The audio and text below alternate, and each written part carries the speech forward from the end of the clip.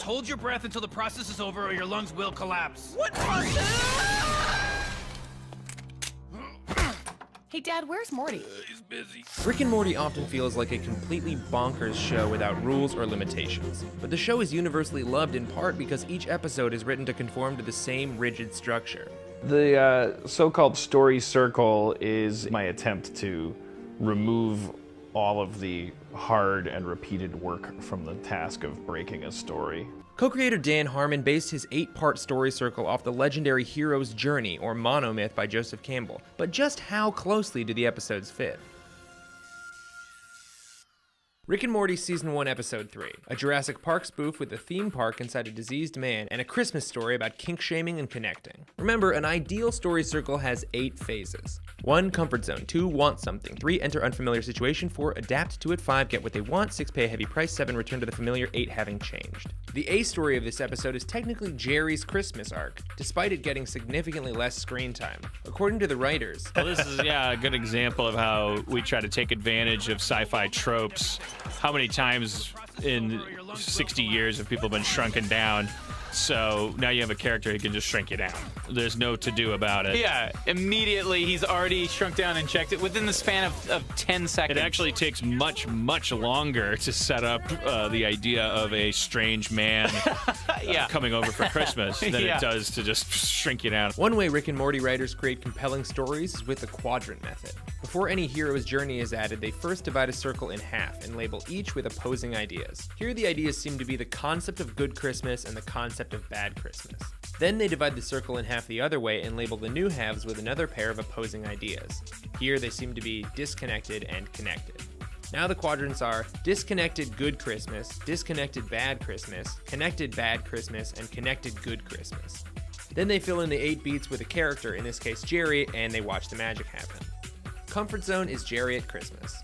But he wants something, a Christmas where everyone is connecting and not on their phones. Unfamiliar situation of finding out his parents are in a throuple, and his good Christmas becomes a bad Christmas.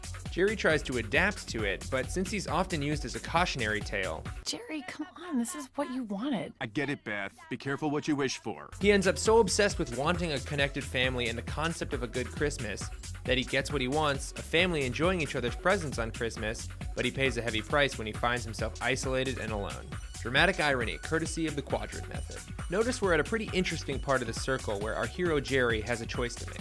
The return to the familiar is a little rushed and heavy-handed, but in allowing himself to be with his family and see past his own concept of a good Christmas, Jerry changes and is able to understand that connecting is more about understanding people and less about just being around people.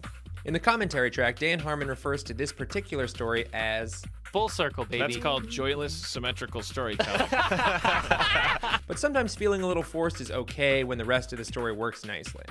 Jerry finally completes his circle and ends up in the ideal 4th quadrant with a connected, truly good Christmas. Morty's circle is much easier to parse because it's a classic hero's journey. Everybody, head for the colon! Comfort zone, in the house. Want something. Although we don't technically see it in this one, previous episodes have always shown Morty as wanting to be assertive and to get the girl. He enters an unfamiliar situation, a very dangerous anatomy park. This is usually part of his wanting something, but with a plot device like Rick, you can just get the story moving without a lot of hemming and hawing from Morty. He adapts to anatomy park in a classic Morty fashion by avoiding being killed while trying to become a more self-actualized character. He gets what he wants when he stops being a coward and starts becoming a leader. He's more brave, he starts giving orders, and he even gets the girl. So now here's an example of Morty asserting himself. You know, this is the first time the audience has seen Morty. And I mean, yeah, the reason he's like this is Trying to because in previous drafts, he was just doing whatever Rick told him to do, and we were like, oh, this that's is, right. this Morty, is just, he's attack way him. too passive. Right. Yeah, you're right. He pays a heavy price when everyone around him dies. Now, although he just met these other characters about 11 minutes ago, a hero is a conscientious person, so Morty feels it deeply when bad things happen to people around him. Rick, on the other hand, probably doesn't give a shit. Return to the familiar. One story trope is the rescue from an outside force. Here, drunk Rick and his spaceship. Heroes gather friends along the way through good deeds, and by adapting and growing as a person, Morty was able to survive long enough to be rescued from without. Having changed. Morty is now the master of 2 worlds, capable of getting to second base with a girl, to fight a guy with a knife, and most importantly, to not die. In this episode, both circles were fairly consistent with the 8-part story structure. The quadrant method in Jerry's circle leads him to hit all the beats in order as he sort of changes into a more understanding family man. Morty has a very clear 8-part story in keeping with Jurassic Park or a similar adventure where the environment is trying to murder you. My favorite line of the episode was this. Hey, just so you know, I'm actually 14. So, you know, What? not 12. Okay. You know, because he just said I was 12. I like this line so much because one time I got into a bar at the age of 19 and a girl I was trying to talk to asked me if I was 16 on account of I looked like a goddamn child.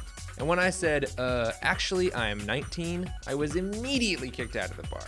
Partially because of the age requirement, but mainly because of what a complete idiot I was. And, come to think of it, still am. How about you, Morty? Would you like to ride the bone train? Why are you doing this bit? We're gonna die. Okay, watch the next episode, or leave a comment, or go on with your life. You only get one. I love you and I fear you. It's mostly love, though.